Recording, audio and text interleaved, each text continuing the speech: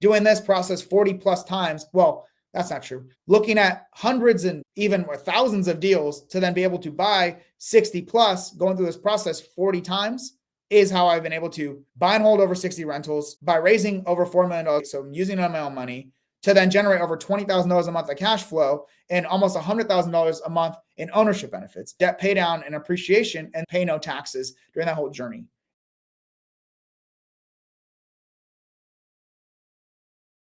Just in case you're new to the live weekly office hours with me, Michael Monskanian, I'm a real estate investor. I started investing in 2020, started learning in 2018. I currently own over $22 million of real estate. I bought basically all of that using none of my own money. I've either used the bank's money, work with sellers to use their money, or work with partners to bring them great returns on their money. So give them great returns or bring them in as a partial owner with me. I own properties all over the country, and I do all different types of management strategies, whether it's long-term rental, mid-term rental, short-term rental, or my favorite, co-living, where we get a property rented out by the room.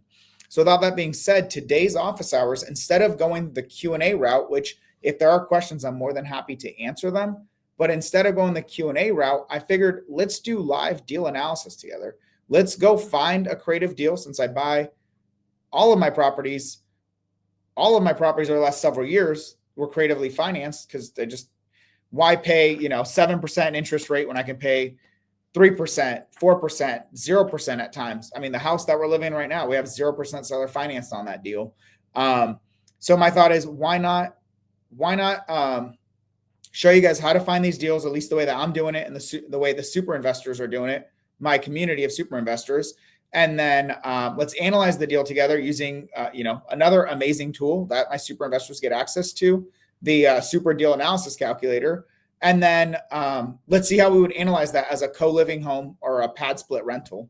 So with that being said, if you have not yet watched this freaking incredible video, one of my super investors, Jeff, is a phenomenal real estate investor, came from the traditional real estate investing side. He already owned rentals. He was doing short-term rentals.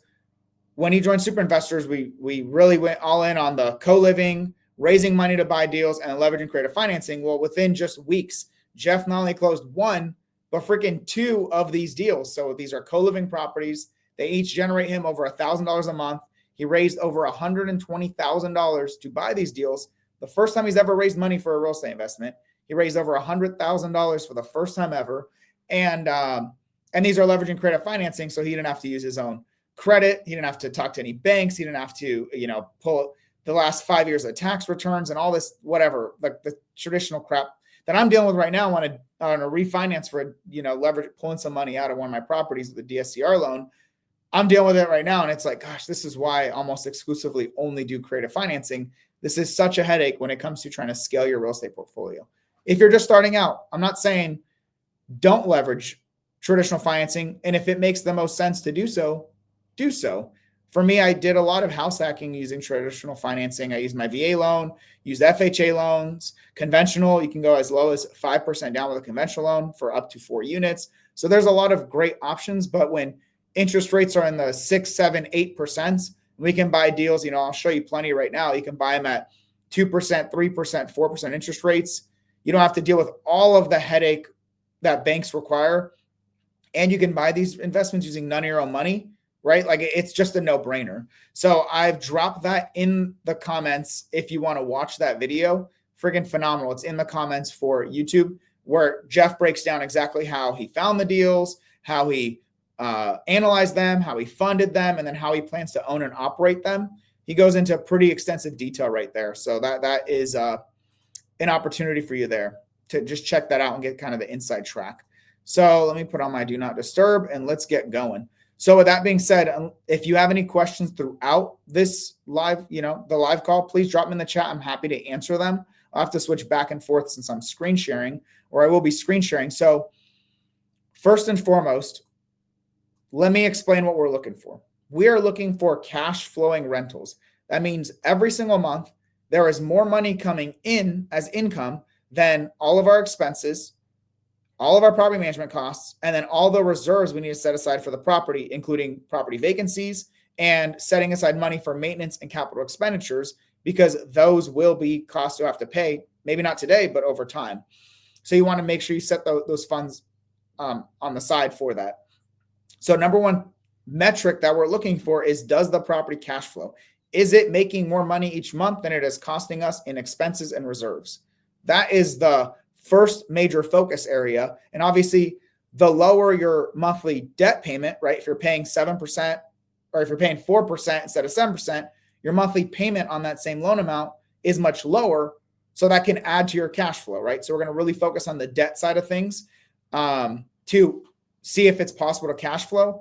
And we can look at it as a long-term rental, mid-term rental, short-term rental, or co-living. But because what I am primarily doing, and I might buy the deal that we analyze right now, I haven't chose one. We're going to look at it together, but we're going to look for properties that are cash flowing as co-living rentals, rent by the room, and they ideally make over $1,000 a month as a co-living rental.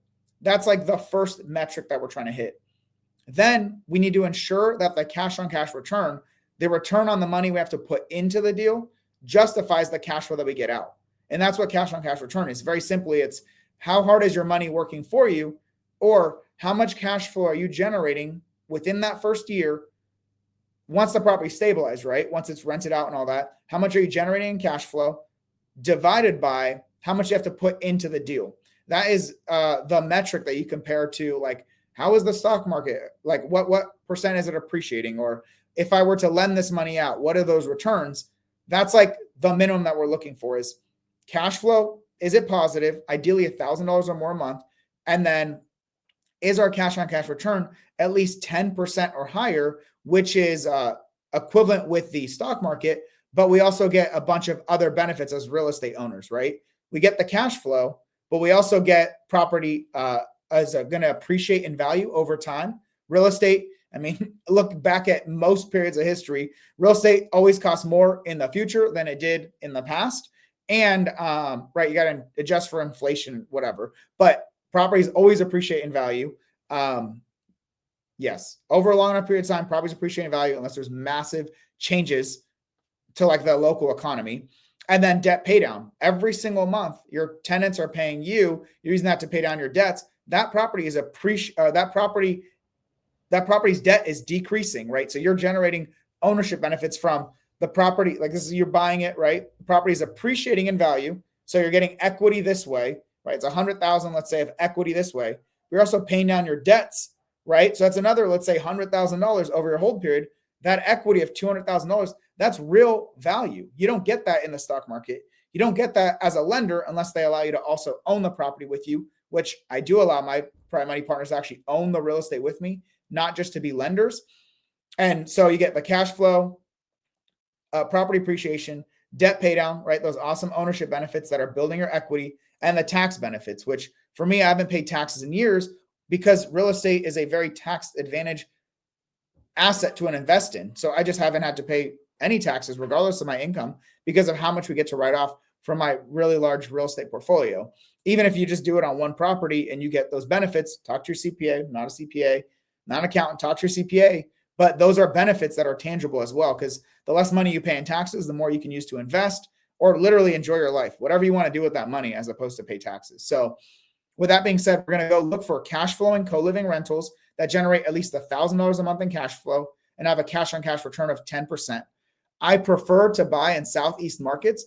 We're just going to look at most major cities that are on pad split. So with that being said, before we look at any deals, the first thing I'm going to screen share for you, and if you don't have access to pad split, you need access to pad split. It's going to make your life easy. There's literally no cost for signing up for pad split. And the only time you pay pad split is they take a percentage of your monthly revenue or like your income that they collect through the platform when you're using it to manage your tenants. So basically what pad split does is they help you find tenants. They help communicate with those tenants. They help collect payments, address maintenance issues. You still have to manage the property, but they're the ones helping you get those tenants and communicate with them. And I guess I'm using like a no-no word. It's really not tenants on pad split. They are members of the pad split platform. So your tenant is actually pad split, and the members, the people that live in your property, are members of the pad split platform. That's a nuance. For most people, it doesn't matter, but for regulatory reasons, it does, because that's what allows our pad split properties to have more people in there than local regulations would sometime allow, because they're not individual tenants. They're all members of the PadSplit platform. So that being said, if you do not have that, let me drop this link in here just to make sure.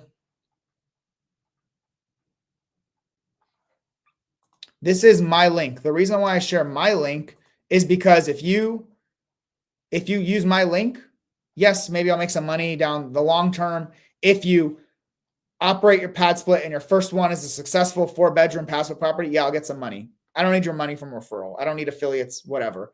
The reason why I share my link is then you get connected to my rep, Blake Lewis, who I've been working with for years and who's a freaking stud. She's the one who educates the super investors community on pad split in the platform. She is the one who goes really deep into providing you numbers that most people don't even know of. And she is not a yes woman. She does not just say, hey, yeah, you should buy that property just so they can get more properties on their platform. She really tells you no quite often, which is great. That's what you want from someone. You don't want the agent that says you should buy everything or whatever. Like, you want people who actually are encouraging you to buy only if the investment returns are there. That's why I provide my link so that you can connect with Blake. There's probably a variety of other ways you can connect with Blake. And I'm not saying she's the end all be all of all pad split reps. They might all be phenomenal, but my experience is with Blake and she crushes it. So with that being said, let's start screen sharing. So let's start with pad split. This is where pad split operates. If you want to look at the, this is the normal page that you'd go to find the host tools. I don't even know right now. I'll drop this link in there. I'll drop it in the comments. You need to already be on PadSplit to have access to these tools. But they literally give you a map of all the markets that they're operating in, the upcoming markets. Wow, this map is crazy for someone who's been doing co-living since 2023 to see how many markets they've expanded into. This is their OG market right here, Atlanta, Georgia. And I have multiple properties in Atlanta, Georgia. Oh, am I not signed in? I'm going to need a second to sign in. So you can go and look at any of these markets. This is one of their OG markets. They'll say, hey, in all of Atlanta, we have 6,597 active units, right? Active rooms for rent on the PadSplit platform with 1,700 upcoming. In the last 30 days, 34,000 people have searched for a PadSplit rental, for a rental on the PadSplit platform. On average, if you have a shared bathroom, this is what you get. If you have a private bathroom, this is what you can anticipate. Average occupancy, so 88% of the rooms that are available are rented. Only takes 9 days to get your first booking on average. And 80% of the properties rented out, or the rooms that are available, are rented out within 30 days. That's great as a high-level way to analyze a market. You can go by like zip codes. It's not just the whole Atlanta, right? Because it's going to depend zip code by zip code. So this is like, there's a lot less units here. I own in a couple phenomenal zip codes all around Atlanta. I own one in College Park. I don't know if it's phenomenal data-wise, but we have 100% rented. So 54, we're definitely on the higher end for both of these. We are 100% booking, so we skew above the average. We have a couple more in here. We have one right here. We have another one right north of downtown. We have a couple really great co-living properties in Atlanta. And actually, we just bought $2.2 million of co-living rentals with partners. So they funded the deal.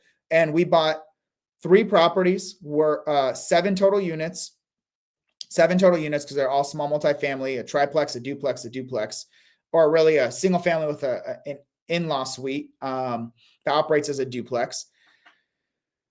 And then there are 25 total rooms that are going to be rented out. And this is a phenomenal deal. If you're interested in that, go check out my YouTube. I did a whole video where I break down the numbers in extensive detail. And we raised almost $800,000 in 72 hours. I was only looking for around $662,000. So we had to tell a lot of people, sorry, like, we can't do this deal. Let's do a future deal together. A lot of people also wanted to jump in, but they couldn't because we were already fully funded so quickly. That's not normal to raise that much that quickly, but I've been building my relationship with lenders and partners for years now. And just, so it was very easy when you bring great deals to people. All right. So Atlanta's a market. This is crazy. So Gainesville, so secondary market. I don't really look at secondary markets. A lot of what I look at is Atlanta. One of the ones we bought is in Savannah, but this is self-managed. This is not on the PadSplit platform. Jacksonville's great. There's a couple Florida markets that we look at. There's Orlando. There is, we were looking at Fort Lauderdale, Miami, this Cape Coral area. Let's see, I don't own or look at Sarasota. And then I do also love Arizona, and then plenty of Texas deals as well. So Phoenix, Arizona. I have rentals in California, plenty of rentals in California, but I don't rent them out by the room on PadSplit. I do that separately. You can look at Vegas. So we can look at Vegas, Phoenix. We'll look at Texas, and then we'll look at Florida as well as Atlanta. So we'll do Georgia. So I say all that. So, okay, let's look at one of the freaking amazing tools the Super Investors community gets access to is the Super Investors Creative Deal Portal. This is literally a database of deals from wholesalers that you can buy right away. And you can filter very easily. And these are like, you can buy this $227,000 property for $26,999 to get into it and take over a 3.25% interest rate loan. Not only is this awesome because you can literally just buy these deals, it makes it amazing because you have no shortage of amazing deals or no shortage of properties that are under contract creatively for you to be able to analyze and practice your skill set. So with that being said, let's filter down a little bit. So my co-living that I like, let's choose the markets first. Do Arizona. We can do California, but that might be tough. Let's do Arizona, Georgia. We said, Florida. And we'll just do maybe Texas and leave it at that. And then we're going to look for properties with interest rates no more than 5%. I don't like HOAs, so no HOAs. We want 3 or more bedrooms already. We want at least 2 bathrooms. Ideally, I like seller finance, but I'm open to whatever works. So there's this one. This is the first one we saw. Middleburg. I don't know where Middleburg is. 32068. So let's see what that zip code is. 32068. Oh. So then you're going to go look on PadSplit and see, is that a market that you want to invest in? No, I don't want to really invest between major cities. If I'm doing co-living already, as opposed to like a long-term rental, I'm not looking in markets that are not really great already. So there's 78114. This is Texas.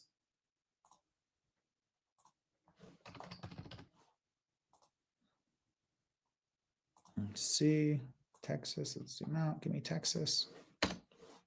All right. Maybe it's not on here. Let's refresh. So 78114. I don't know why it's not running over to there, but all right, let's skip that one. I don't know where Floresville is. I don't really like secondary markets, so we'll just look at somewhat more obvious. So Cape Coral should be fine. Cape Coral, 33991. If we don't find it, okay. So here's Cape Coral. As a whole, this is a newer market, as you can see. 7 active, 56 upcoming. There is demand. So I like when there's significantly more demand than units that are active or upcoming. But because it's so few active units, the data is real. Like we can't guarantee these are the actual rates because it's such a small sample size. And then the average occupancy and all that stuff. Well, there's such a small sample size. It's hard to say, is this a great one? And I don't want to waste your guys' time with something like that. So here's Austin, Texas. Oh, I've seen this property. This was a short-term rental. That was really cool. Yeah, I've analyzed this deal before. We actually have this one under contract and then backed out. I don't like expensive. I don't like really expensive short-term rentals. And could this potentially work as co-living? Let's check it out. I don't like a monthly payment this high. I like that interest rate. Where's a lot of this? How much are we paying up front is the question. Where's the entry cost? 177.5. So I wonder, a lot of that is probably going to the seller, which means that can be negotiated. Obviously, they're not overly motivated because this property's been here for a long time. Let's analyze this one for the sake of it. All right, let's do this one. So we're going to go this route. So we have this property now. I'm going to write down some notes. We're going to go and get the data from PadSplit first and foremost. So we're going to go to Austin, Texas. Let's get the zip code. And then we're going to start putting this stuff into the super creative finance calculator. So 78734. So let's start with Austin and let's see. Okay, that's cool. 169 active units, 28 upcoming. Huge demand. Obviously, Austin's so expensive. Austin, as an expensive market, also has much higher than average, at least the share bathroom. You see a lot of this between 170 to 200. So to see it, the 214, that's higher than normal in most markets, but that makes sense because it's an expensive market. 261.44 per week for private bathroom. This is actually pretty in line, 250 to 280 for this. Some, like closer to Miami, you can get 300 or more. Los Angeles, right? Their California market's going to be much higher. I'm not a huge fan of this occupancy.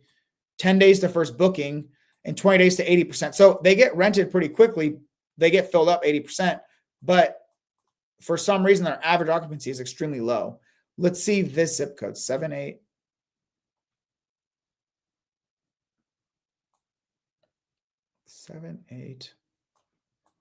Sorry, it's really tough because usually I have an extra monitor, but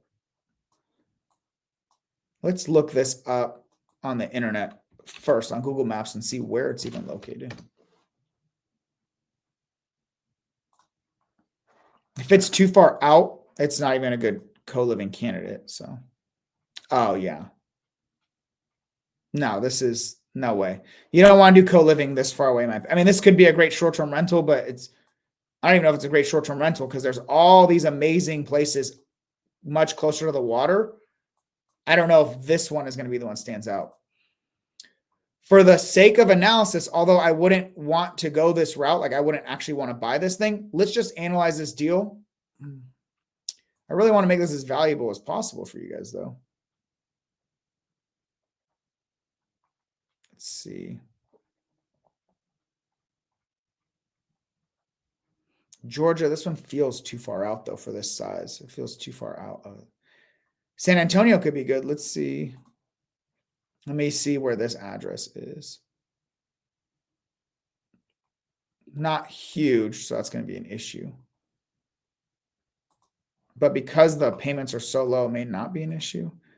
I'm just verifying to see if you can convert and make more bedrooms. Not really. You can't do much in the dining area. That is what it is.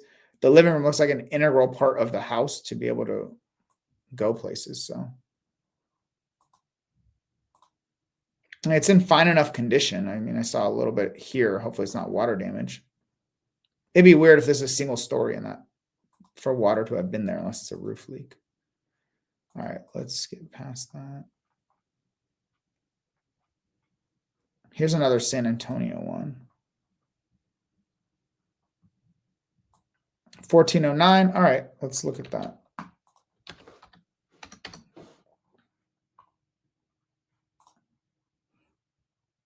Actually was stationed in Fort Sam Houston in San Antonio with the Army. So, okay, cool. Perfect. This is a perfect house. All right. We're going to pull up the pad split data on it. 78223. Okay. I don't know why it's doing that. It's just sticking to wherever one I set. 78223. Maybe it's just not a market on there. Oh yeah. So now it's in San Antonio. 78223. Perfect. Great data. 219 active units, 126 upcoming. This occupancy is so bad though. 56. I mean, I know it's this huge zip code, but dang. This is where Blake will then go, like, look at this zip code. Like, okay, that's cool. But like a property here is very distinct than a property here. So then Blake will literally show you street by street what they're renting for, how quickly they're renting, all that stuff. Let's see on average in San Antonio. What are the average numbers? It's still pretty terrible. I just don't want to waste your time with something like that. If I can get us a good deal, like I said, maybe we'll just buy it. How big is this? 1216. No. All right. Let's do this San Antonio one. We'll assume 80% occupancy. I don't know what's going on here, but not ideal. Great location, though, in my opinion. So let's move forward with that. So for super investors, they're familiar with this, right? So let's go and grab the creative finance calculator, classroom. right? We go through financial freedom, super deal analysis, lead gen, property acquisitions, capital raising is a big one, and then systems and operations. Let's do the calculator, which is in super deal analysis, resources, super creative finance calculator. Perfect. So now we have a copy of the calculator. So we're going to say demo San Antonio. Cool. All right, let's get the address first and foremost. We're going to fill this out. For anyone that's not familiar, maybe we should start with that. Anyone that's not familiar with the calculator that we're going to use to analyze this deal, in the very beginning, is just property information and then the entry costs, what it costs to get into the deal, long-term rental income, the actual debt terms. It can handle subject to only, seller finance only, or hybrid, which is a combination of the two. It's also very easy to use this for cash deals, traditional deals. You just need to know a few little tricks on what to do. The expenses on the property, including the debt, any long-term rental expenses, management reserves, your vacancy and maintenance capital expenditures. If there's any balloons, if it's subject to, you want to definitely recreate the original loan so you can understand like the amortization and the debt pay down and where it should be at. A lot of analysis here. It can help you, if there's seller finance, especially, it can help you renegotiate the deal basically automatically to see what numbers, what it makes sense at. Is your long-term rental analysis, or you choose, do you want it to be underwritten as a pad split, long-term rental, mid-term rental, short-term rental? And you add your custom pad split information here, right? How many rooms are you going to add? How much is it going to cost you? Your expenses, and this will tell you your returns for pad split and cash return. If you're like me and you raise money for your deals, this spits out, and if you split it, let's say 60-40, you get 60% ownership, your partner gets 40. They fund, in this scenario, $89,827. This is their returns. This is your returns. And here's their cash on cash return year one, and their return on investment year one counts for cash flow, debt pay down, appreciation, as well as tax benefits. If you hold for 5 years, 10 years, 20 years, or if you choose to use a private money lender, how does that look? There's a lot more amazing features on here, but just want to quickly show you that as we go into filling this out. So 3x2, 1,409 square feet. All right, let's verify that. And we're going to go pad split only for this one. What time is it? 12:30. Yeah, we're not going to go too into the weeds with long-term rental and all that stuff. So let's go into it one step at a time. So let's look at the deal. No HOA. Seller finance, amazing. $260,000 purchase price, $31,650 to get into the deal. That is a combination of if there's any cash to the seller, if there's any agent commission, and if there's a wholesaler assignment fee. That's what this typically accounts for, or if there's any arrears as well. If you have to pay back missed payments, but if it's seller finance, that doesn't seem to be a concern. I would assume the majority of this is going towards the seller and the wholesaler. Let's quickly look and see if this property is listed online. So this is an on-market deal. So the wholesaler has it actively under contract, $256,500. They're selling it for $260,000. So I would assume either A, they locked it up at a higher price, or B, that's their wholesaler assignment fee. For the sake of initial analysis, it's not going to matter. But what I tend to do is ask wholesalers, can you please break down the entry cost? I'm not going to try to negotiate your assignment fee, but I want to understand if the deal cash flows, but I'm not getting my cash on cash return, can we negotiate it and make this a good deal that I can actually move forward with? The seller doesn't have to accept it, but at least you know the numbers that might make that potentially a good deal. All right, so it is on market. Let's look at these photos real fast. That's cool. There's a lot of outdoor space. Is that for parking or is that the back? House looks fine. Oh yeah, it looks very nice. Let's see if you could, this might be a fix and flip. I don't know. Virtually staged. Okay, that's a nice room. What, is that the same room? Just staged differently? It has the same one, just staged differently. That's weird. I don't know what this is, but this looks like this could be a bedroom. Oh, okay. It's like their living room. Hopefully they have a floor plan so we can see kind of the layout of this property and see what could be converted. I'm seeing potential for bedrooms. You'd have to figure out ways for people to navigate, but I don't know if this is linked another way or you'd have to build like a hallway. Because the idea is most properties are not going to work as a 3-bedroom. You're trying to get to 6 bedrooms or more, really, to make it cash flow very well, unless the monthly costs are so low. So we can use their estimate of $1,690 for the sake of the analysis for long-term rental, but we're not even looking at this as a long-term rental. So it's $962 per month. So seller carry is $228,350. You're purchasing it for $260. So let's just verify.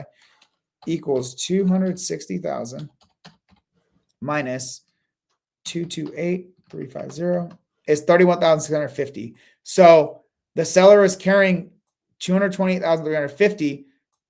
A component of this $31,650 is going to the wholesaler, is going to the seller, and is going to the agent. For the sake of initial analysis, you can just assume that's all going to the seller, and I'll show you how you quickly do that.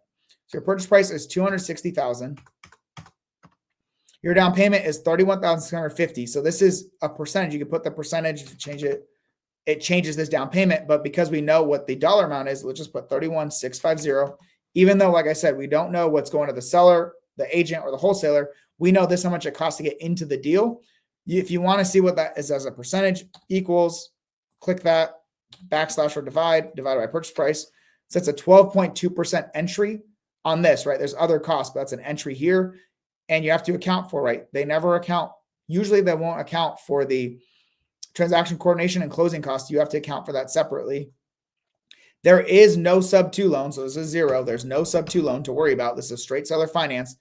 So that makes this a straight seller finance deal. The $260 minus the down payment and no sub-2 loan taken over shows you $228,350, which is what we see here for the seller finance loan.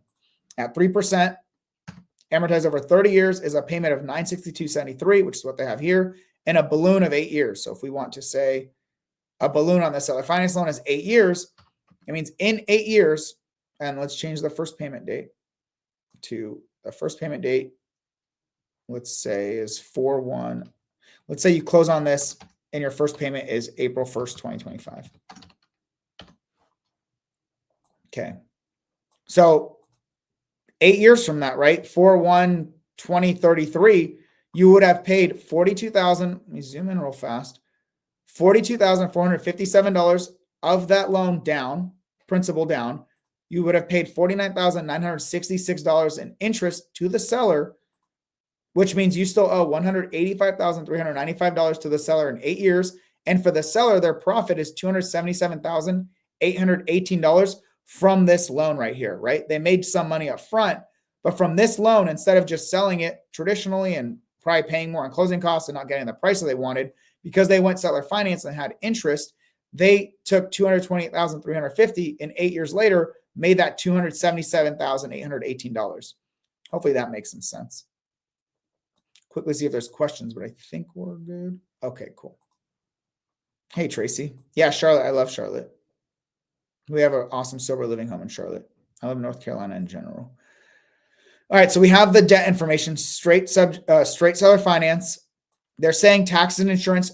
We're not going to do the due diligence on getting the tax or the insurance. I'm going to show you the analysis on the co-living side. So we're not going to waste time right now going through that. That's a whole other video to get taxes and insurance.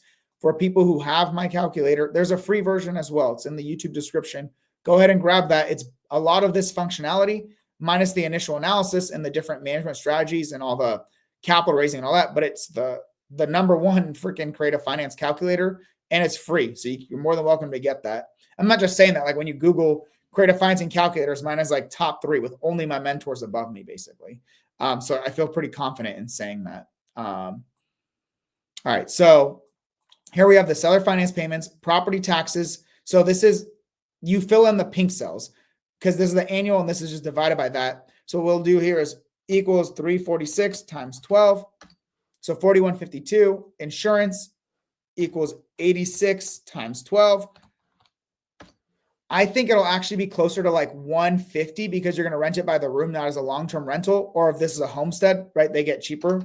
I'd go 150, and we can quickly just see in the zip code what they estimate based on property values, what they would estimate the insurance to be. And ours will be higher because we are renting by the room.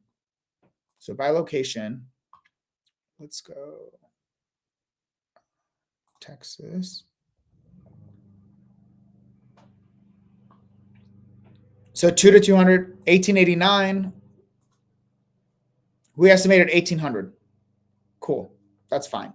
So 150, it'll be between that 150 to 200. Part of your due diligence is a big part to verify that. But if it's a $50 difference, could that adjust your number? Sure. If we're looking for $1,000 or more in cash flow, let's say make 950. It's not the end of the world, right? That's why you have a nice buffer. So we're going to disregard property management because this is all the long-term rental analysis. So let's just recap where we're at. We utilize the Super Deals database, right? I would say you guys feel free to use superdealsrea.com, but it's password protected, exclusive to the super investor community. This is something you want to be part of. You know, you can always join via school. I can drop the link. Just super investors on school. You get all my tools, all my resources, everything. You cancel anytime or join for an annual fee and just save a bunch of money that way. Your call.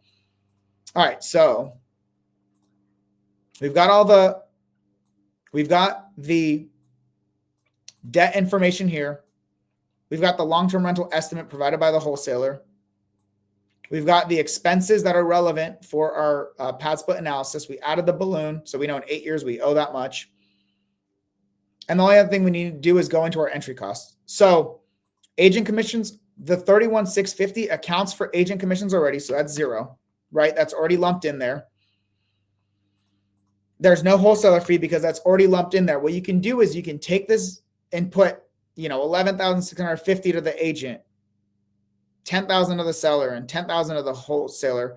It doesn't really matter as long as this number is right. You can break this down later to understand for how you can renegotiate it. But for the sake of this scenario, it doesn't matter. Rehab and furnishing costs, we're going to set it to zero because we're going to handle that in the pad split section. Any closing costs, this is typically if you're the one paying all closing costs, and if you're really going traditional, it's that 2%. You could probably go closer to like 1.5%, maybe 1%. It's going to depend. But I'm doing, $1 million loan right now traditionally. And yeah, that's close to that 2%, right? So creative is a lot less costly typically because you're not like originating a new loan and all that stuff, which costs a lot of money. You have title fees and, if you have your inspection, but we account for that here because typically me as the buyer, I'm paying a transaction coordinator, I'm paying a SEPT LC, and I'm paying for the inspection. And then my capital partner is coming in and reimbursing me for those as part of their entry.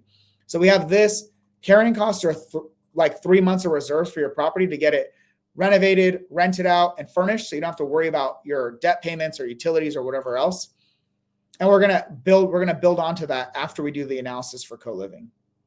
So let's do co-living. First and foremost, how many rooms do we think we can add? Right. So once again, I wish there was a floor plan, which there is not. These are just Zillow. We could look up county records, but no time. Let's see if we see opportunities. We can assume, oh no, see, this is the walkway. So this is like a living room right when you walk in. That's not functional.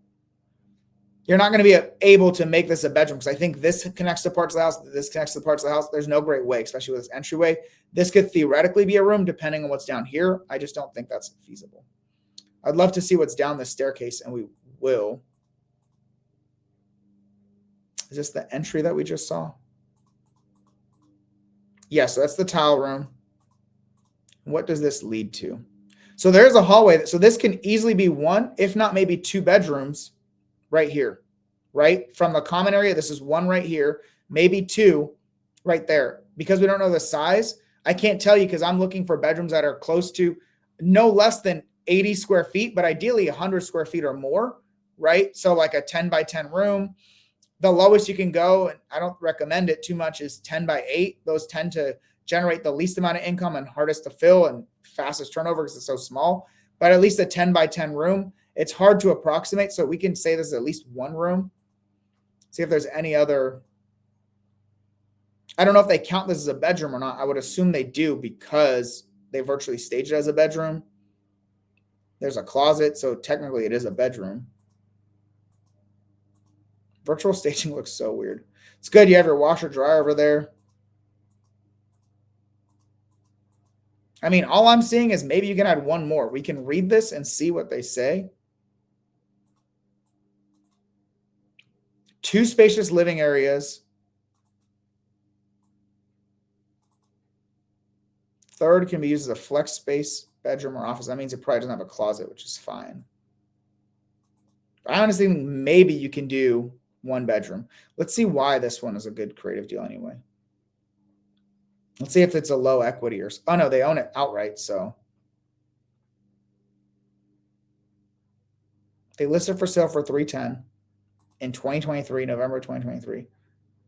They've just been slowly dropping the price. So either they bought it a long time ago or they're fix and flippers. And we can tell you that right now. Let's take this address and go to one of my favorite tools, PropStream. If you do not have PropStream yet, I have a free trial in my YouTube link, in my YouTube description. Let's check that out. Let's see. Let's look at kind of the history on this property. So these are individuals. This is not, I mean, doesn't mean it's not a flipper, but it's more of an individual. Oh, there's no debt info. So let's see. MLS details.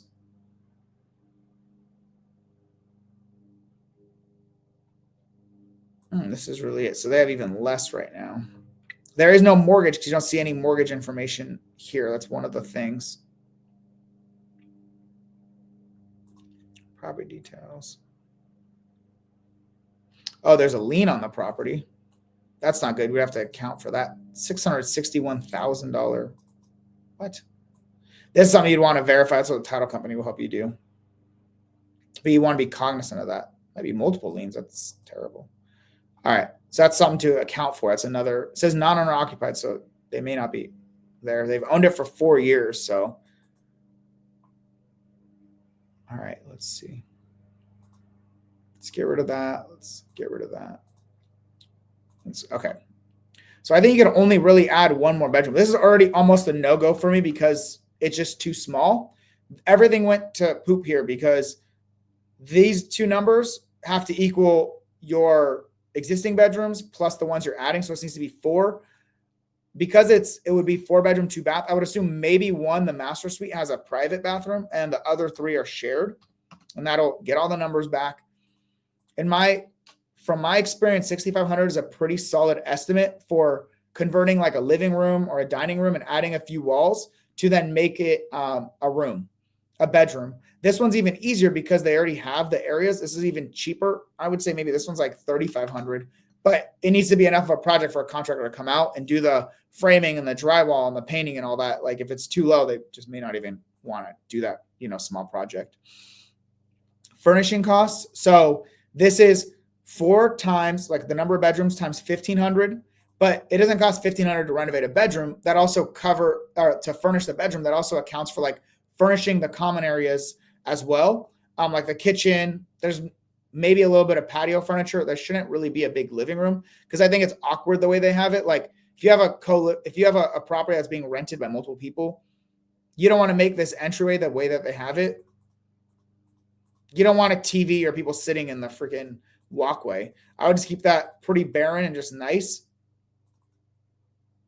This area, like I wouldn't do all this. I think it's excessive. Most people are spending their time in their bedrooms anyway, and you don't want a bunch of noise next to this bedroom. It looked like there was a bedroom on this side. You don't want a bunch of noise there unnecessarily.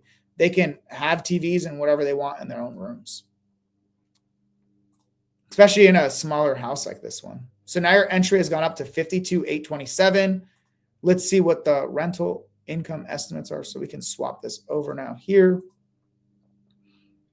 It says 179.51, 247. So let's go 179 and 247. 247, 179.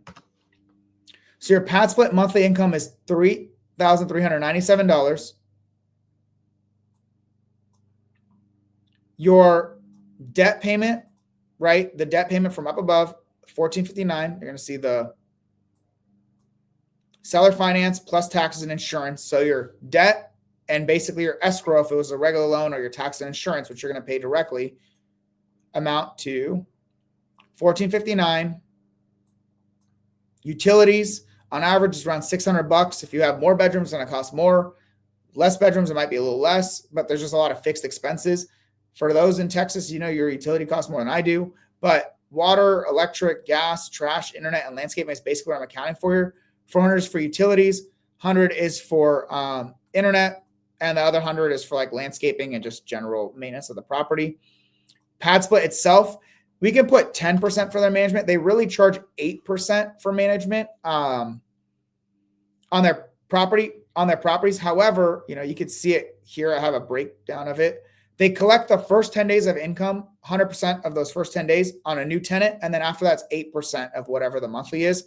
If you are paying a property management, like what we charge is 5% to manage these on the back end, if on the Pad Split platform. If you're self-managing, you could put 0. If you're having someone else manage and they cost 10%, 15%, you have to account for that. So understand what you're going to do to make that property work. Vacancy at 8%. Honestly, the vacancy at this property is probably going to be higher. I'm going to go with 20%. So assuming only a 80% occupancy, that's much higher than what it's listed here. I would love to dive into this deeper and see why that's the case.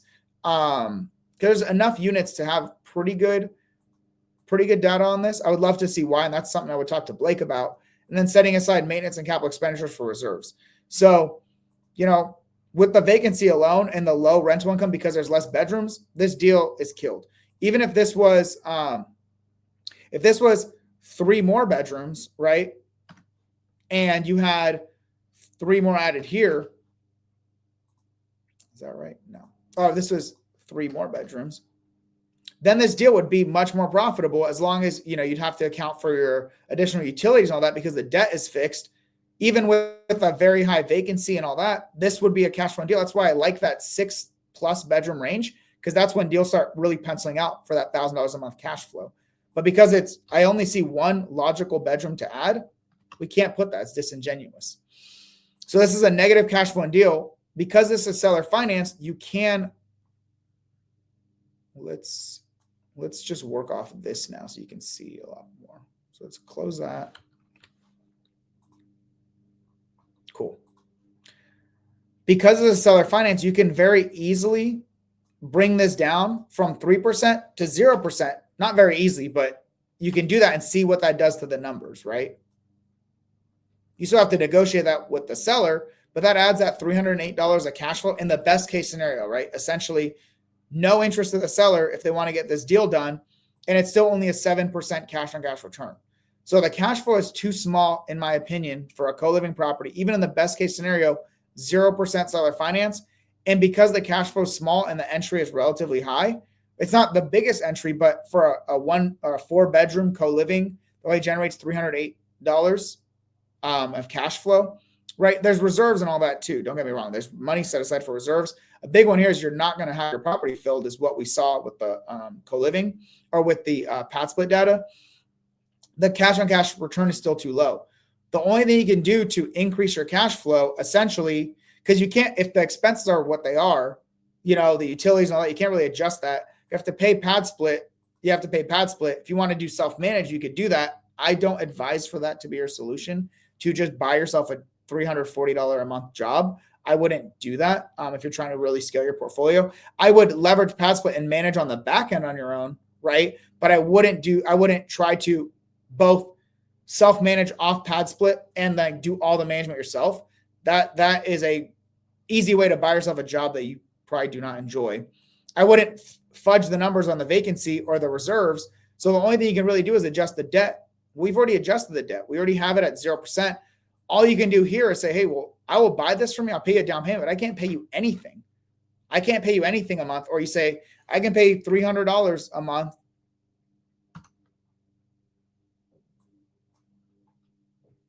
And that'll add another $300 here, right? Every $300 you save there is another $300 in cash flow. Or I can buy this. Usually lowering the purchase price is not a great way to negotiate. Like if I buy this for $220,000, right? So $40,000 less, which they would never accept, in my opinion. Yeah, you're lowering your monthly payment, but that's not the best way to lower your monthly payment to increase your cash flow.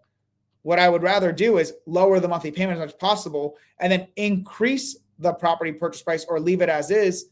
Maybe not the down payment, but increase the purchase price. I'd say, hey, I can't pay you monthly, but I can buy this property for $280,000. So I'm going to give you $20,000 more, but I can't make payments on this thing. I can't make you monthly payments for this to work, but I'll give you that payments. And what was it, like $600? So let's say $20,000 by 600. You're basically giving them 33 months, almost 3 years of payments up front, or not up front, over the life of the loan, right? Because you're going to pay that at the balloon. You're going to pay that in 8 years, but they're going to get no monthly income at that point. That is the route I would go, and drop your payments as close to zero as possible.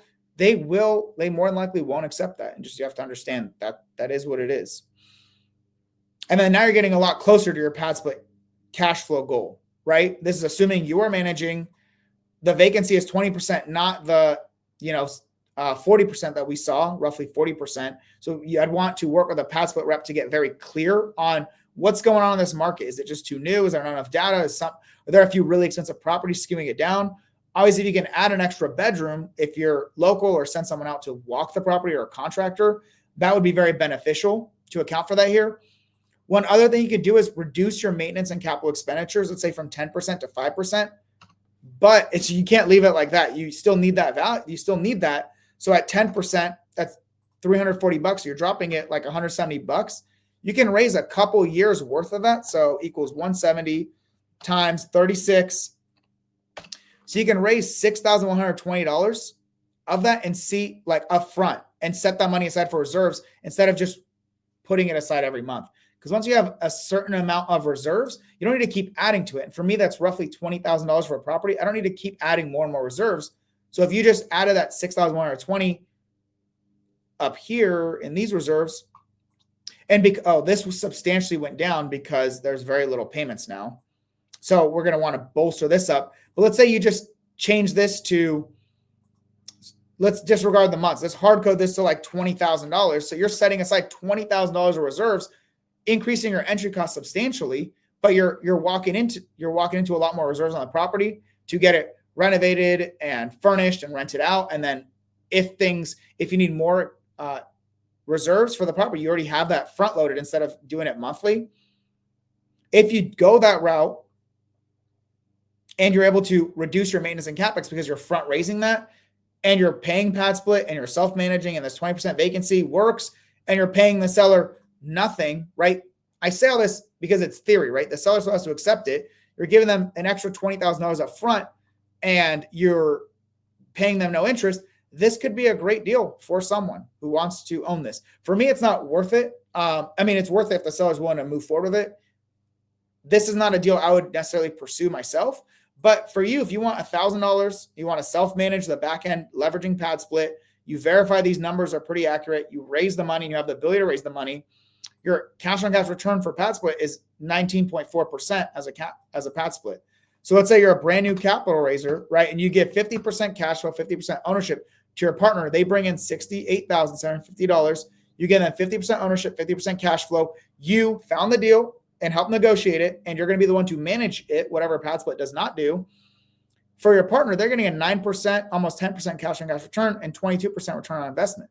That could be a solid deal. And this is why this is so sick, because this is very easy to break down. This could work for someone, especially if you're newer in your investing journey. And the 4 bedrooms actually makes it a little bit easier for you because it's easier to manage with less people. It's a more reasonable entry cost. You're giving 50% ownership to your partner, and they're funding it for pretty solid returns here.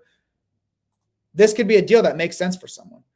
The problem is most people give up and say the deal is $260,000, 3% seller finance, and that's it. That's all they give up. They don't understand critical thinking and what are the levers you can pull. Seller finance is the best because you can adjust the purchase price, the down payment, the seller finance interest rate, the payments that you're making. So we said no payments is how we're going to make this work. You're adding an extra $20,000 to the purchase price.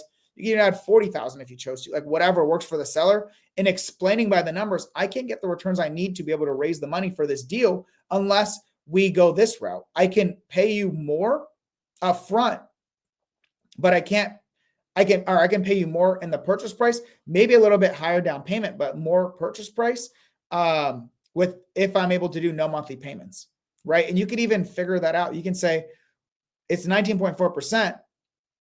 Well, what if we do give them an extra $10,000? How does that affect this deal? Well, now they're getting an extra $10,000 they weren't expecting. They're getting $280,000 instead of $260,000, right? You're giving, but what you're taking is no interest and no payments.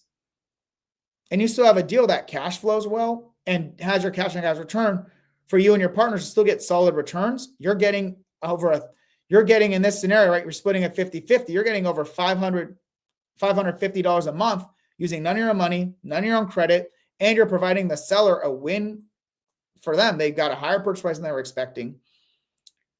You're giving them $10,000 more than they were anticipating, although they're getting nothing in payments, right? So that's what this whole thing is. If you're trying to solve their problem and understand what really matters to them the most, you can potentially structure this to be a good deal that works. This is all in theory. None of this matters unless the seller is willing, and this is what solves their problem. We have no idea if they really need $600 a month for every month moving forward because they have this payment they need to make. Obviously, because you're giving them more down payment and a higher purchase price, they're getting that in different ways, but we don't know what is the most important to them. That's why it's so important to understand what your sellers truly need and try to solve exactly their problem, and then take what matters the most, right? A little give and take. For me, it's how can I increase my cash flow, right? That usually means less on the debt payments, where seller finance, you can reduce the interest rate or drop the payments entirely. That will increase my cash flow. And then my entry costs. How can I reduce my entry costs? But rarely is that the best negotiation, because that's what they're focused on, is the down payment and the overall purchase price. Where for me, the seller finance, adjusting that means I make more cash flow, and more importantly, or equally as important, every single payment I'm making now, remember in that other scenario, we said almost 50,000 was going towards interest. Well, now all of that, there's no payment, but if there was principal payments, all of that is going towards paying down this debt. And even if there is no payments, $238,000 today, $238,000 in 8 years is worth a lot more. No, is worth a lot less, right? Because inflation is eating that amount away. You're making all this cash flow.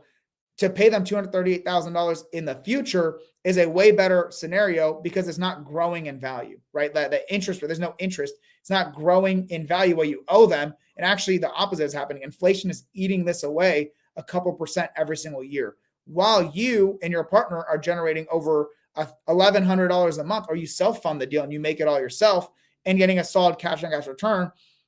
And this $220, whatever you owe them in the future, $238, is worth less than that. Like it's present value is future value. It's a whole other topic. Cool. This is why live deal analysis is so tough to do with everyone live, because it's a lot to do. That's why I can't get into the weeds of insurance, of taxes, of every single nuance of it. Anything that I can try to answer on behalf of how we found the deal. Obviously, the Super Deals database, that's an exclusive tool for the super investors community. I'm sorry. Go talk to wholesalers if you're not in the community. Go look on Zillow and InvestorLift. There's other platforms, but this is an exclusive tool for my super investors community. How we analyzed it using the Super Creative Finance Calculator. Once again, a super investors tool. It's another, super tool in their tool belt, which also not only helps like the deal analysis, but like the capital raising, right? Now you take that and say, hey, partner, I didn't even show you guys that. That's a sick part. You say, hey, this is how a lot of people raise money. Actually, if you watch Jeff's video, he talks about this. You say, hey, partner, I have this deal. I'm offering 50-50. Here's all the numbers. And you click this tab, and all you do is screenshot this and say, hey, here's what I'm offering, right? I got to zoom out. I'll zoom back in, but here you just screenshot this and use this in your capital raising pitch deck, which, yes, of course, there's a masterclass, 4 massive modules on capital raising, plus all of my scripts. All you do is plug and play your stuff in here. You get that template. This is literally the one that I use. It's not, I know a lot of people who offer this stuff, and what they're offering you is like these really bare bones, crappy versions where it's like, here's the actual version that I use to raise money. And all you do is you screenshot this and it says, hey, here's your 1 year, 5 year, and 10-year returns. All you got to do is screenshot this and send it to someone. You say, this is what's going to acquisitions, what's going to go rehab the properties, what's going to go to reserves. It's beautiful. This is exactly what I use to raise money. So with all that being said, I showed you how we found the deal. I show you how we analyzed it. I showed you how we would fund it, right? Raise the money for it. And then I said, we're going to own and operate CoLiving, which is almost exclusively my exact process. This is how I got doing this process 40 plus times. Well, that's not true. Looking at hundreds and even thousands of deals to then be able to buy 60 plus, going through this process 40 times is how I've been able to buy and hold over 60 rentals, by raising over $4 million of real estate, so I'm using my own money to then generate over $20,000 a month of cash flow and almost $100,000 a month in ownership benefits, debt pay down and appreciation, and they'll pay no taxes during that whole journey. If that's something you are interested in, that is what my super investors community is for. It is in the description in the video. You're not obligated to join. I just want to share that if that is what you're looking to do, become financially free through real estate investing. That's how I did it. I can't teach you another way. That's how I did it. And ideally using little to none of your own money or your own credit. That's what I can show you how to do. Otherwise, I hope you got a lot of value out of this and you are analyzing deals. If you're not already analyzing, well, develop a buy box, get deals that fit that buy box, analyze those deals, make offers, do your due diligence on the property, close on the property. Then you're going to, if you got to renovate it, furnish it, and rent it out, right? You got to do all of that over and over again to be able to successfully buy and hold real estate and then operate it to generate you the cash flow and returns you're looking for. And that's exactly what I help my super investors community with. So if you want that, I have it there. Otherwise, thank you. And I'll see you guys next week. Please continue sending your questions. All right, y'all. Thank you. And I'll see you next week. All right. Super investors, I'll see you tonight for an awesome session.